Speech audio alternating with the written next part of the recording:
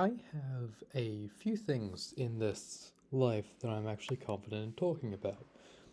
One of them is music, the one that I definitely can talk about is Kingdom Hearts, and the last one is Persona, specifically Persona 5.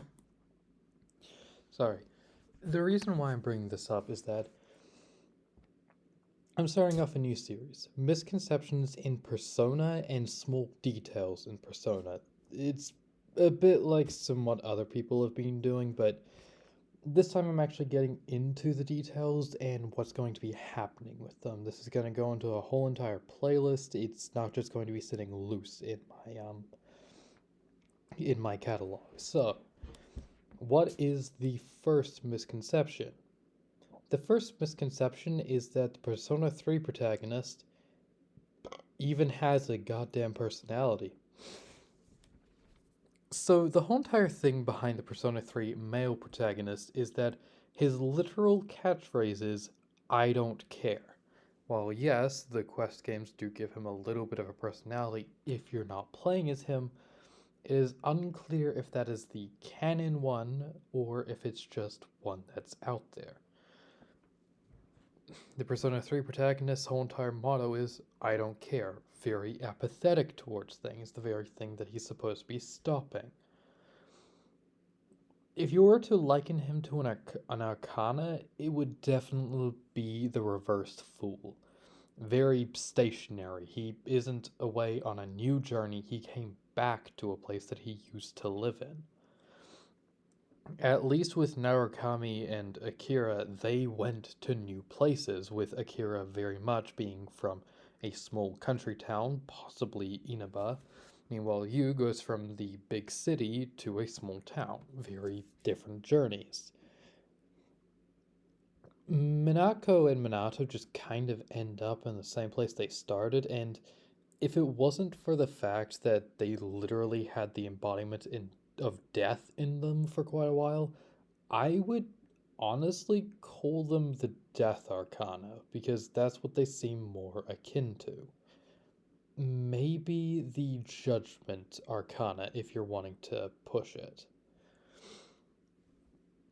I just thought I would do like a couple of quickfire of these ones just because I'm a little bit unable to really gather too many thoughts about many other things, so let's go on to this hell ride.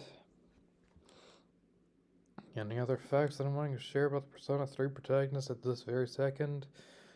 Uh, the dude is the only one of the protagonists to, actually have consequences to ignoring his bonds.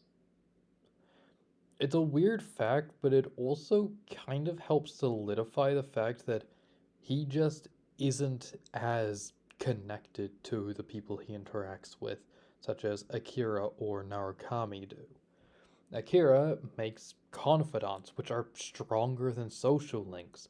They're not just random people, they're people that help him and he helps them, tit for tat. Meanwhile, Narukami uh, has to deal with a cougar nurse janitor, um, dealing with a lot of high school drama, a weird fox at a shrine, and his uncle.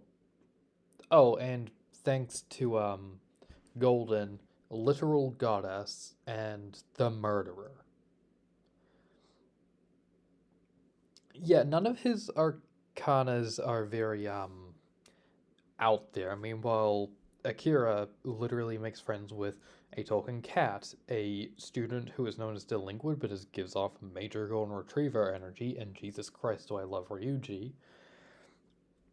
The son of a plagiarist artist, well, technically the ward, it's a whole thing. Prosecutor's daughter slash sister. Their relationship is weird. I'm just going to say it here. Uh, World renowned hacker.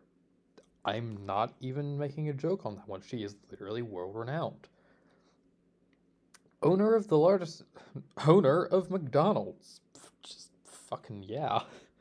Yeah, if you wanted to know something, I swear, during my Persona vids, just because I can. Persona is M to PG 13 or 16 series, so this is the one that's actually going to contain swear words from me. Anyway, he also makes confidants with literal Yakuza member, back alley doctor that is sketchy as hell, teacher that also works as a maid because she's getting blackmailed. I swear, I wish I was making that one up. It is possibly one of my favorite confidants, but also, ugh. Drunk journalist. Politician, but actually learned from his mistakes. And even when he made the mistakes, it was definitely a young person that thought they could get away with it because everybody else was doing it. Uh, Wardens of their prison who look like children. Slash Lavenza. The literal bad guy of the game, but due to actually being the only person to ever save Igor from anything, literally becomes confidants with the master of the Velvet Room. Igor. That is probably the biggest one. Because while they can form bonds with people inside of the Velvet Room, none of them have ever done it with Igor before, which is kind of fun. Uh, Made a bond with somebody whose heart or soul is literally corrupted by another Persona user enough that reality warps around them. And then the said Persona user that can warp reality enough that they can literally make anything possible. When I say Persona is one of those weird series that just does a lot of shit, it does a lot of shit. I kind of derailed from Persona 3 being apathetic to just the confidants that Akira makes, but whatever. Till next time.